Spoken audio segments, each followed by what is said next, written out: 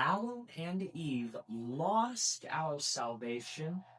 Here's how to get it back through Jesus Christ. Part 2. So we left off explaining how Jesus was perfectly obedient to everything as a human. And this would be like if you knew someone who got straight A pluses all through kindergarten, first grade, second grade, middle school, high school. They had a immaculate, perfect grade point average the entire time they were in school. And then after graduation, they went to college, did the same thing, perfect 4.5 GPA, and then fell in love, met their dream partner, had an excellent career. Basically, everything in their life was completely perfect. Sounds a little bit impossible, right?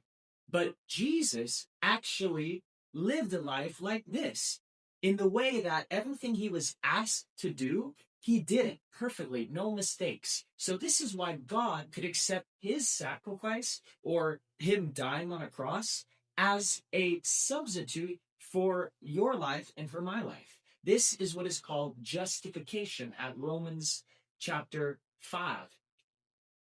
If we look there in Romans chapter 5, we can look at verse 1, and we'll get this word justification. This is a term that refers to the substitute of Jesus Christ for you and for me. That's what justification means. It means that the life of Jesus could substitute for our life, justifying us. Romans 5, verse 1, it says, "Therefore, since we have been justified through faith." Justified through faith. That's really what we're talking about in this video. Adam and Eve lost our salvation. Here's how we get it back through Jesus Christ. It's because Jesus lived a perfect life, sinless. And we talked about earlier that sin is the same thing as disobeying. They mean the same thing. When you hear the word sin, think disobedience. It is an act of disobedience to God, our true creator.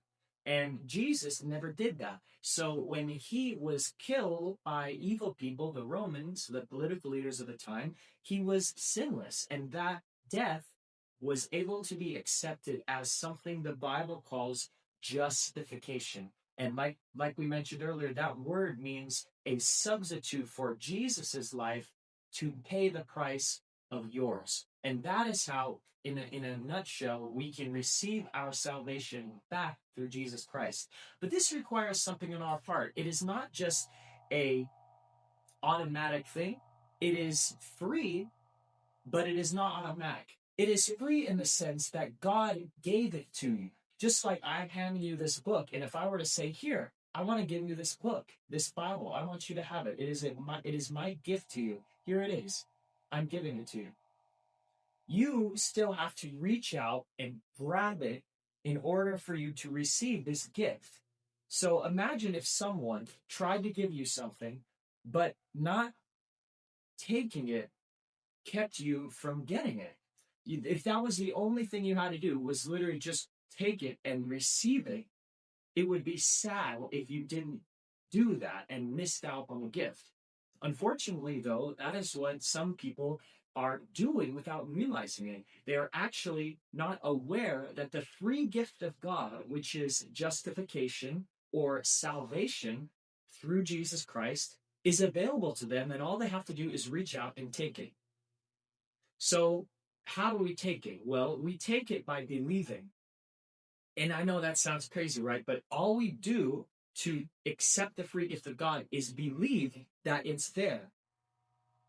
Jesus himself said at John 3:16, "For everyone who believes in me shall have everlasting life." Let's read this scripture. This is the scripture that explains the gift of God that is through Jesus Christ. This is how we receive our salvation back through Jesus, which Adam and Eve lost. We're looking at John 3:16, and this verse is the answer to how we just reach out and accept the gift that God has given us. John 3:16, it says,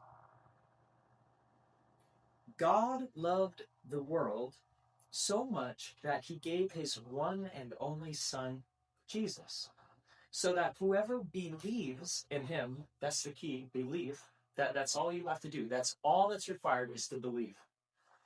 So that everyone who believes in him shall not die, but have everlasting life, have salvation. So it truly is a gift, and all you have to do is take it. All you have to do is receive it. All you have to do is reach out. It's already been handed to you. And this is how we can receive our salvation back, even though Adam and Eve lost it.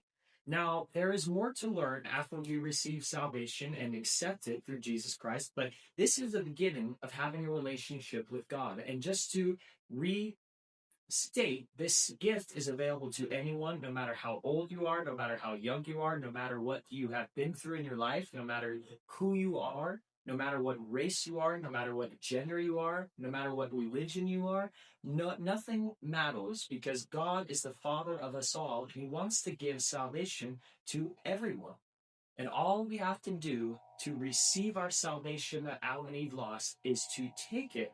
And that is how we get it back through Jesus Christ. I hope you enjoyed this two-part video series, and be sure to leave a comment saying I received salvation through Jesus Christ, and like this video so that more people can find this series and be blessed. And I love you guys, and nice to meet you. Hope that you stick around and watch more of my videos. Be sure to turn on the bell notifications so that you can have them come up on your feed, and you'll get a notification from YouTube as well. Take care and have a great rest of your day or evening or morning. Bye bye.